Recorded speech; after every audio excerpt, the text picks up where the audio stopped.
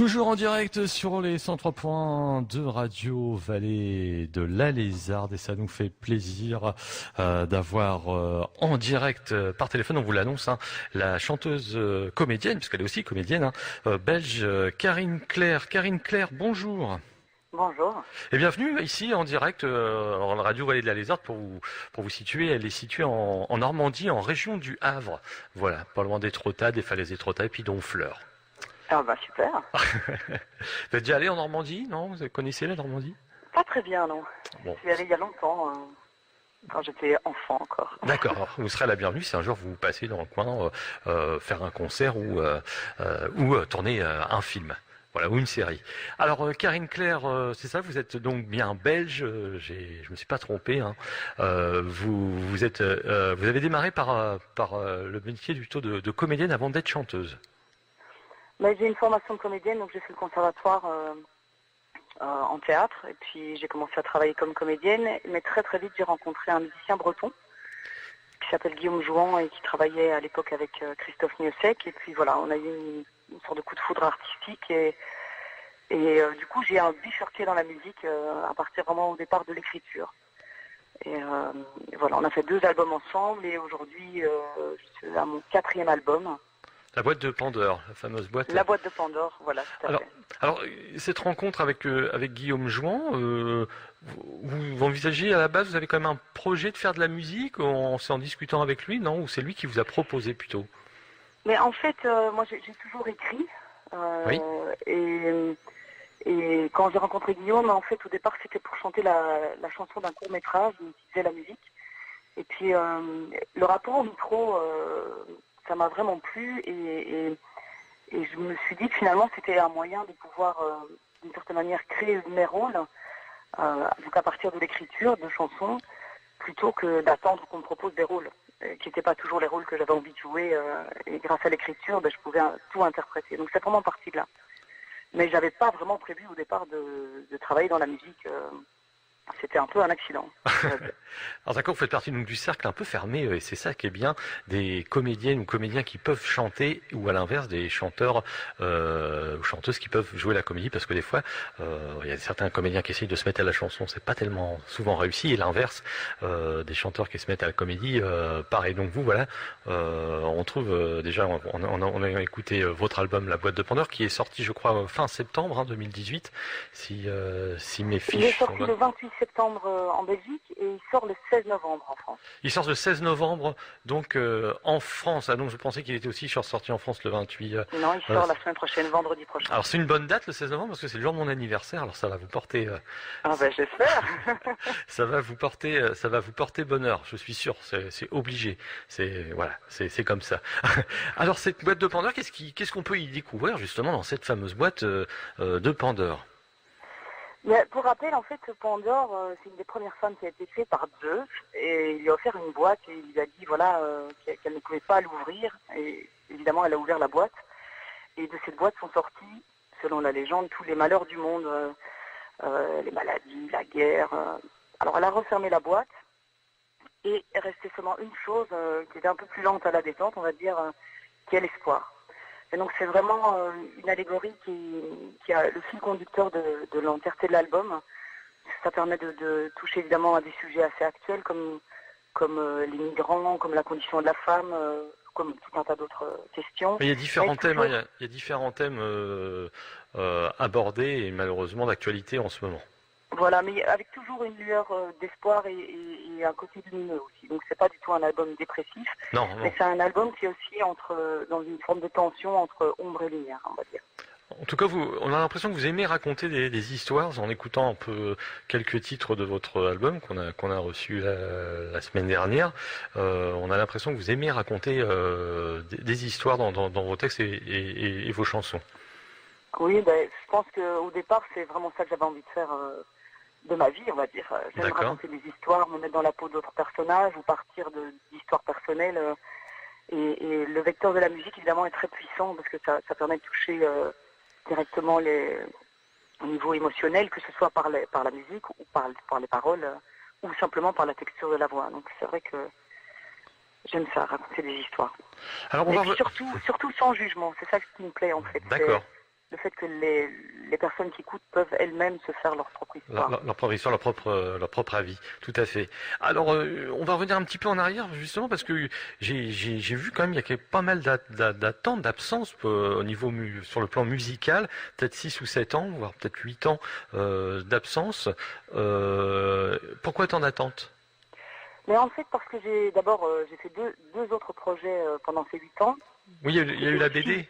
Il y a eu la Qui étaient BD. aussi des projets musicaux, mais qui Oui. n'étaient pas sous mon nom, en fait. Oui, oui. C'était un premier projet qui s'appelle Ketenjo Bibi, qui était un girls band électro-rock Ouais. bien déjanté, où je prenais vraiment un personnage. Là, on va dire que c'est un projet qui m'a fait passer ma crise de quarantaine. Hein. C'était assez fun. Et puis, mais qui n'est pas sorti en France. Et puis un autre projet qui s'appelle Michael et moi, qui est une BD CD pour enfants que j'ai réalisé avec une autre chanteuse. Donc en fait, j'ai continué à travailler dans la musique, mais j'ai fait une pause. Voilà, je trouvais qu'il y avait assez de gens sur le terrain et je n'estimais pas que j'avais grand-chose à dire. Donc je me suis dit que j'allais me donner le temps d'avoir de nouveau quelque chose à raconter qui me touche et qui me paraît intéressant, on va dire. Alors en tout cas, on vous découvre aussi aujourd'hui sur RVL et j'ai vu aussi un moment. Alors là, voilà, j'étais surpris qu'une de vos chansons a été utilisée dans la série Urgence. Comment on se retrouve à être dans la BO de la série Urgence? Mais ça, c'est vraiment le travail d'un éditeur. J'étais à l'époque, donc c'était un morceau qui était sur mon premier album, Oui. Famix. Et mon éditeur, Strictly Confidentiel France, voilà, a proposé, il cherchait en fait un morceau français, élégant, pour passer dans l'appartement du docteur. Et voilà, et donc c'est mon morceau qui a été choisi. Du coup, Famille s'est retrouvée dans l'urgence. C'était assez amusant de le voir en tout cas. Et ça fait plaisir évidemment de pouvoir voyager virtuellement avec sa musique. Alors, moi, je vous ai vu aussi, j'ai vu quelques vidéos de certains clips et puis de vous sur scène. C'est vrai qu'on sent bien que vous avez quand même le don de théâtraliser un peu vos concerts et d'interpréter. Et ça, c'est un gros point fort aussi de vous. C'est l'interprétation en plus des textes. Et est-ce que ça aide du coup d'avoir cette expérience de comédienne théâtre ou télé ou cinéma? De toute façon, une expérience de scène enrichit toujours, ça c'est clair. Après, le défi, c'était justement de ne pas trop théâtraliser, de rester une chanteuse, d'être une interprète, et donc de trouver... c'est vrai que parfois, certains comédiens qui chantent, ils en font beaucoup, et là, il fallait vraiment trouver un équilibre. Et Guillaume Jean, avec qui je travaillais à l'époque, me disait, voilà, il faut vraiment que tu trouves ton style à toi. Donc au départ, il m'a vraiment même interdit de prendre des cours de chant. Donc j'ai vraiment dû créer ma chanteuse, on va dire. Mais c'est clair qu'il reste des traces et que quand j'interprète une chanson, ben, je vais puiser dans certaines émotions que j'utilise au cinéma ou au théâtre. D'accord. Alors, donc dans cette boîte de Pandore, on a l'impression que vous avez un petit peu profité de toutes ces dernières technologies, un côté un peu plus électro qu'avant. Enfin moi c'est mon avis personnel. Oui, Et, tout à fait. Et ça c'est vraiment dû au travail de Emmanuel Delcourt, donc, qui a réalisé l'album, qui est un Parisien qui est allé s'installer à Liège au départ pour travailler avec des groupes de musique belge, Roscoe et My Little Chick Dictaphone. Enfin, je ne sais pas si vous connaissez, c'est des groupes assez connus en Belgique. Et c'est vraiment lui qui a amené ce côté un peu plus électro, avec beaucoup de claviers aussi. C'est vrai que moi, sur mes premiers albums, il y avait un côté plus rock, enfin c'était lié aussi à Guillaume. Mais voilà, c'est important, je pense, de se renouveler et puis d'être en phase avec d'autres gens. C'est vrai, le fait de travailler avec des gens plus jeunes aussi, sans doute. Ce qui fait que je trouve que c'est un album qui est vraiment actuel et qui a évolué. Enfin, dans la stylistique, ma stylistique a évolué, mais en même temps, ça reste assez cohérent par rapport à ce que je faisais avant. Alors, c'est un album qui a été enregistré en France ou en Belgique? C'est un album qui a été enregistré en Belgique. D'accord, avec donc toute l'équipe, on peut citer un peu, donc vous avez parlé d'Emmanuel Delcourt donc j'ai collaboré avec Alice Van de Voorde, qui est une jeune musicienne super talentueuse, elle sait tout jouer vraiment pour les compos, donc là on a travaillé à deux, et Manu a réalisé et arrangé l'ensemble de l'album, et c'est Sacha Tourop qui est un un chanteur belge, mais qui travaille beaucoup avec Dominica, c'est son batteur, Oui. qui a fait toutes les batteries sur l'album. Et puis après, on a eu des invités pour les violons, violoncelles. Mais voilà, sinon c'était vraiment un enregistrement assez familial et ouais, c'était vraiment très très agréable. Hein. C'était un album qui s'est créé dans la douceur, malgré ses thématiques remuantes, on va dire. Alors, comment s'est passée donc la sortie en Belgique? C'est toujours une grande attente des gens qui vous suivent depuis longtemps, ou des gens qui ont envie aussi de vous découvrir, de vous redécouvrir.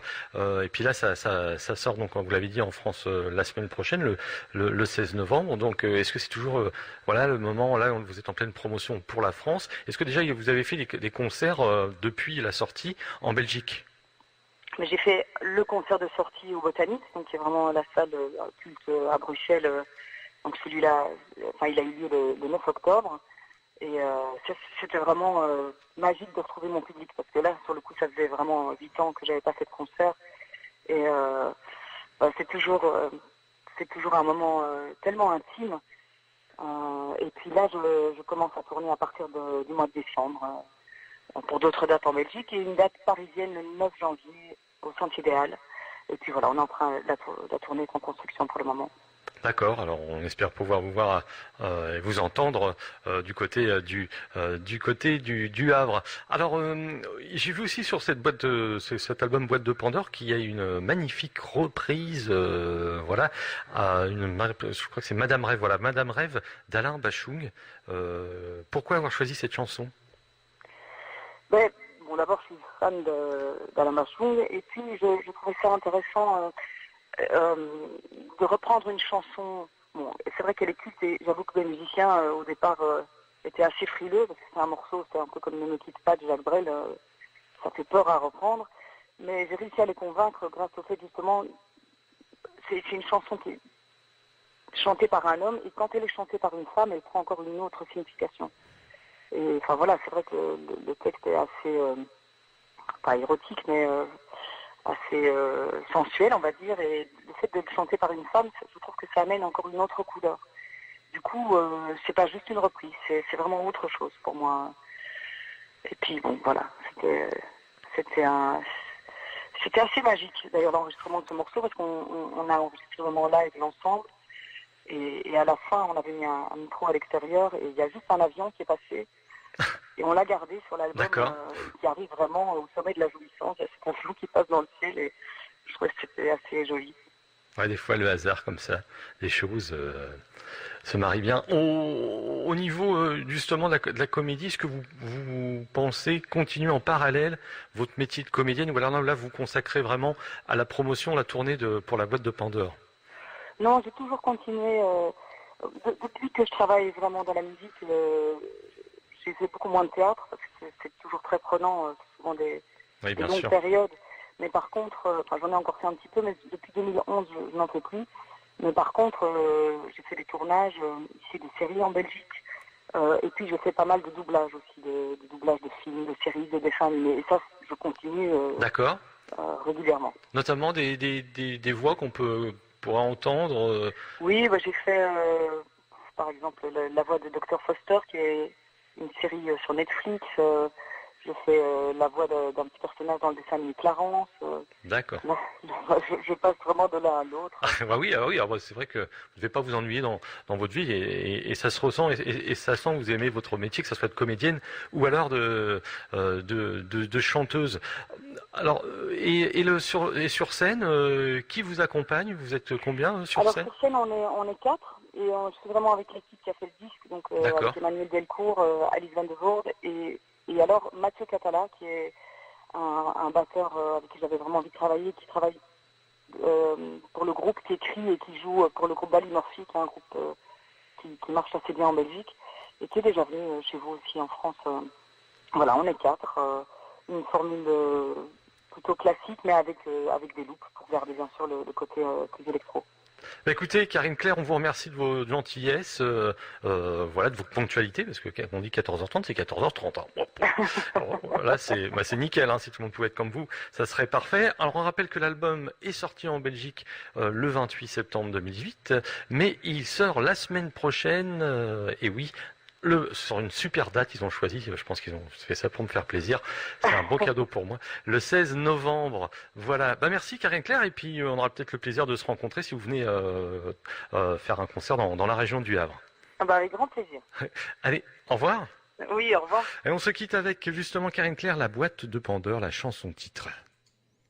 L'homme m'a tiré, pour être le plus fort, l'homme m'a tiré, pillant tous les trésors, l'homme en tirant, la vie des gens au sort s'est fait tyran, sans l'ombre d'un remords.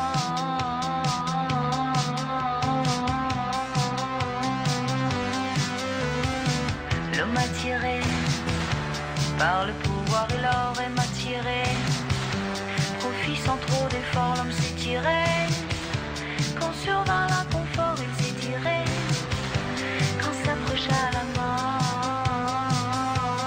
Il nous reste encore l'espoir dans la boîte de Pandore. Il nous reste encore l'espoir que l'homme s'améliore. Il nous reste encore l'espoir dans la boîte de Pandore. Il nous reste encore l'espoir que l'homme.